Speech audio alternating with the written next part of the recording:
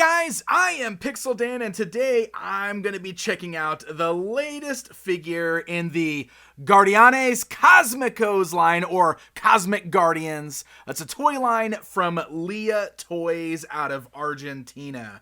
I've taken a look at the initial offerings for this toy line a couple years ago, I think, at this point. I actually picked this guy up back at PowerCon. Haven't had a chance to really open him up, and I thought it'd be fun to do it here on video so we can check this guy out. I love this dude because he's just this big beast, and this is a retro-styled 5.5 line. Obviously has nods or ties to the Masters of the Universe toy line feel with these guys. This guy is Boro La Bestia Maldita, which I think roughly translates to Boro the Cursed Beast. Pretty cool stuff. There's some great artwork there behind the figure. I'll see if we can get a better look at that outside of the packaging.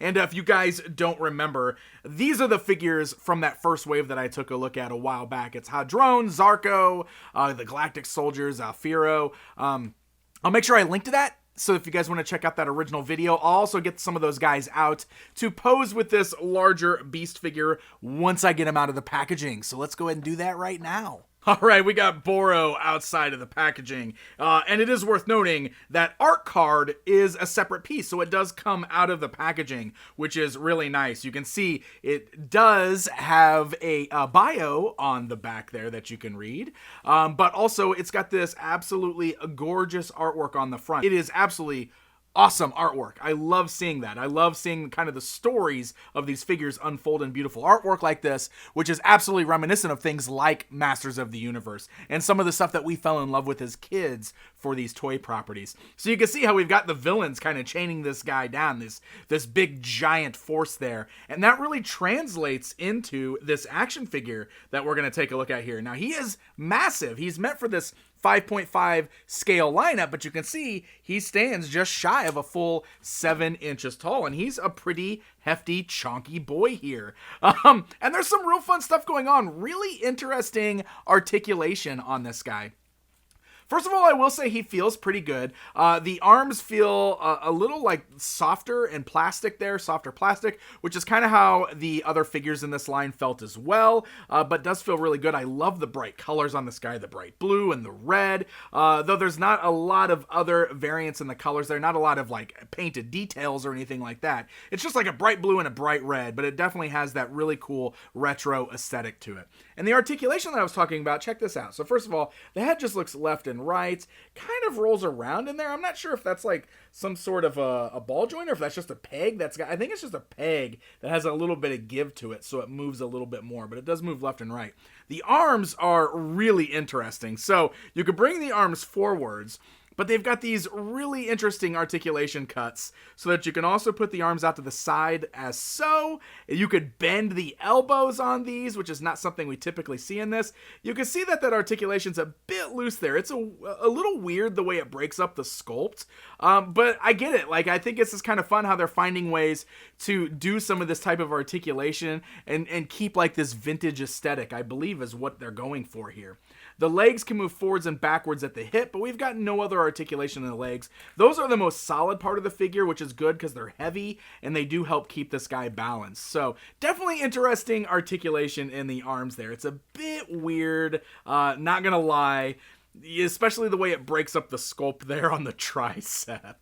But I love these like metal chains that he's got going on here. So every time I pick him up, these chains start dangling, as you can see. So aside from like his cool little strap that he's got around his torso, he's also got these wrist straps, and you can see that there's little handles on there. Now, we saw on that artwork, we've got the villains like holding onto those chains, leading him into battle. So you can have your other action figures holding onto that, which I think is pretty cool. And then he's also got these little spiked balls hanging off of his feet, which I suppose are supposed to be kind of like those little prison, ball and chain type deals here. And it's worth noting that these chains, real metal chains. Yeah, those are all real metal chains on there with just plastic parts attached to the ends there. So pretty cool stuff. Now you can remove these just by pulling this peg off of the arm straps there. So you can also take those off if you want him to bust free. You don't want him to be chained down anymore. That is an option for this guy here. So that is also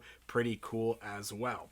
Now he comes with one other accessory. He's got his own weapons so that if he does break free, he can do some fighting, or I don't know, maybe he can just fight the good guys with this. But he does come with an included axe. Now this is made of a very soft gummy plastic. Very, very flexible. That's how all the weapons in this line were. But you can put that in his right hand, which is his more open one. You can see it's not a very tight grip, though he does hold it just fine. There's nothing making it fall out of his hand or anything like that there.